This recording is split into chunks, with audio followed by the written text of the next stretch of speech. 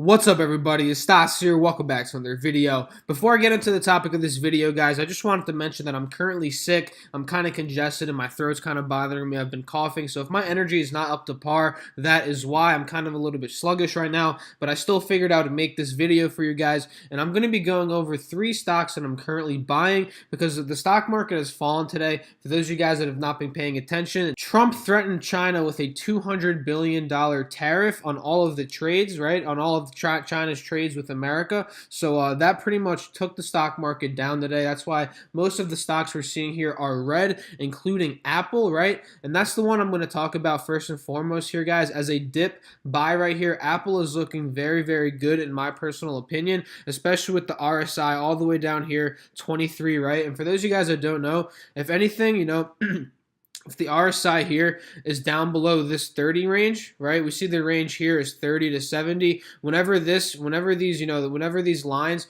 are above 70, that means the stock is overbought. And whenever they're below 30, this line right here, that means that they're oversold. So whenever a stock is oversold, that could issue, a good opportunity to buy it. Apple is a very safe stock in my personal opinion, right? And it's a very good value stock. And the way I play Apple, guys, personally, is that I always buy in the dips. I've been owning Apple shares since the $150 price point here, right? And I've bought in every single time that Apple has taken a dip. First and foremost, guys, Apple is on an ascending uptrend pattern, meaning that it's creating higher highs, right? And it's creating higher lows. So with my strategy in Apple and buying the dips, like I said, I got in at 150, right? Then it took this nice little dip back down to 165, and I bought in again there, right? Then it shot all the way up to 194. And then the Trump news with all these tariffs came out. The $200 billion tariffs on China came out. Right, the Chinese market was hit hard, and Apple took a dip. In my personal opinion, due to this, right, there's some fear. There's some fear in the market right now involving the trade war. So the stocks, some of the stocks, the big name stocks like Apple, right, this one got hit from the high of about 194. It's gone down. Let's see. I think it's about like 6 to 7%.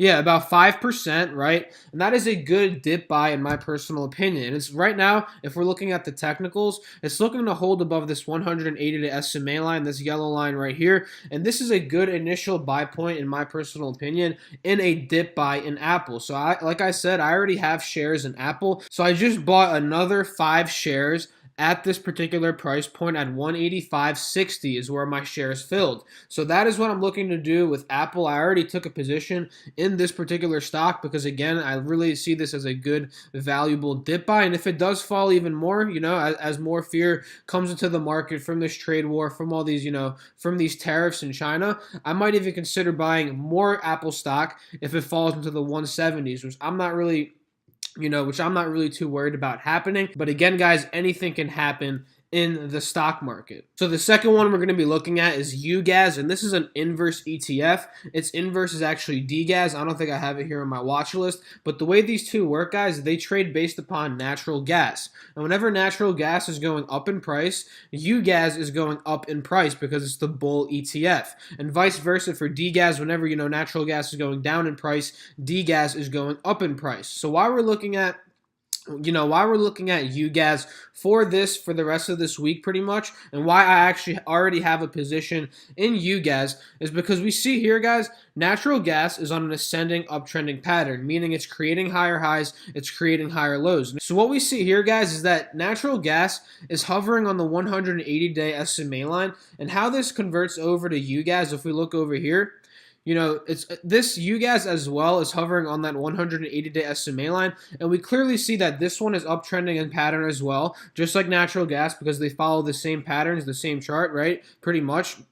And we see this could be a good dip buy according to the indicators we see here on the 180-day SMA line. So what we see UGAZ has been doing over time, creating higher highs, like I said, creating higher lows. It's on an ascending uptrend pattern. And what we see here, guys, it's bounced above this 180-day SMA line a couple of times already. We see, okay, common support level here for UGAZ is right where it's at right now, pretty much. Around $62 to about $64 is a common bounce range for UGAZ. And the tops we see here, guys, it just topped off at about $72, but the more common resistance level is more at about $68 to about $70. And if it does continue making higher highs, it could push past this channel and get even higher, maybe to $72, even up to $75. So the amount of potential that UGAZ currently offers, let's say you got in at about $65. Let's go over to this 20-day chart. So we see here perfectly, guys, it's trading within this particular channel from about $62, $61.50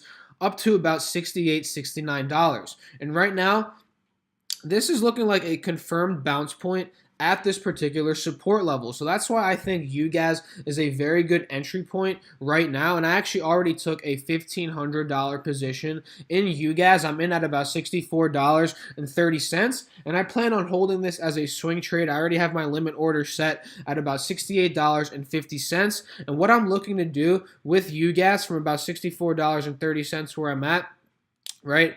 This offers a 6%, 6% potential for profit at the low end, and it could also run up to about $72, which would give me 12% profit. So I do plan on adding more shares into this particular position as it continues to go up in price, and that will happen if natural gas continues to go up in price. And it does seem like it's hovering above that 180-day SMA line, and it does seem like it's looking to bounce, and this is a common bounce point for this particular commodity, and that's why I'm looking at UGAZ for the rest of this week. So the third one we're going to talk about is USLV, and this is another inverse ETF. Its inverse is DSLV, and USLV is the bull ETF, and this one trades based upon /SI, ticker symbol /SI, which are the silver futures, right? And whenever silver futures are going up in price, USLV is going up in price as well. So what we can see right here, guys, straight off the bat, with the silver futures, we see there's a common support level at about $16.15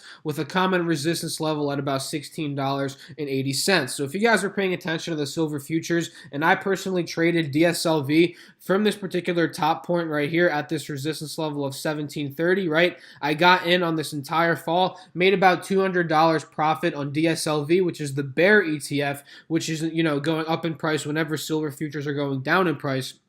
So I'm looking to play the inverse, which is USLV, because for the past day or two, silver futures have been consolidating at about $16.30, which, that's another valid support level if we look at it right here.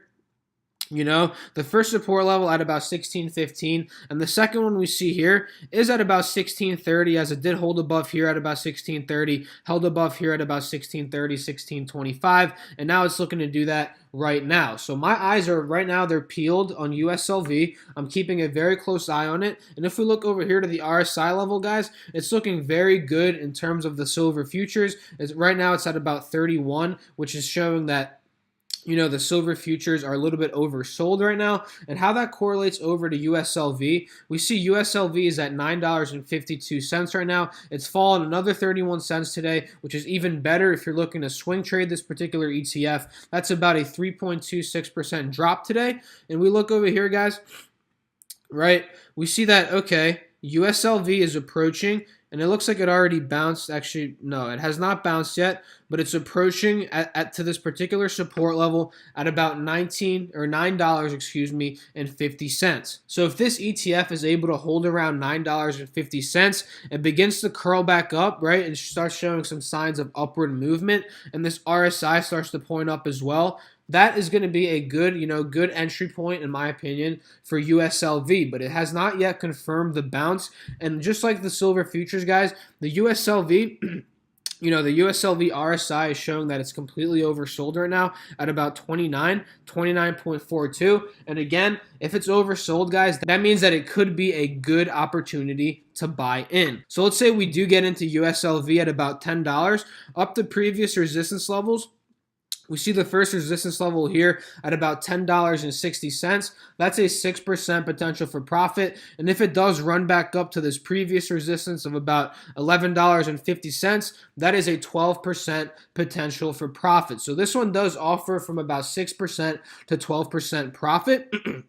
And pretty much that is why I'm looking to trade it for the rest of this week. So for those of you guys that enjoyed this video, feel free to drop a like, leave a comment, and subscribe. If you guys want to follow me on Instagram, the link is down below in my description. At Strive Smart is my username. I post all my profits there, trades I'm taking throughout the day, pretty much updating you guys on my content on YouTube, as well as just sharing, personal things that I do throughout the day. That's on my Instagram if you guys want to follow me down there. And again, guys, make sure to do your own research when it comes down to investing and buying any stocks in the stock market, because that is the main goal of this whole channel, is trying to teach you guys how to pick these stocks on your own, how to invest in long-term stocks, long-term portfolios, as well as swing trading and day trading. You have to be able to do all these things on your own and build the skill set so you can become a self-sufficient trader / investor. And that's the whole goal of this entire channel. So hopefully everybody out there is crushing their goals, killing their dreams. Let's make some money today, guys.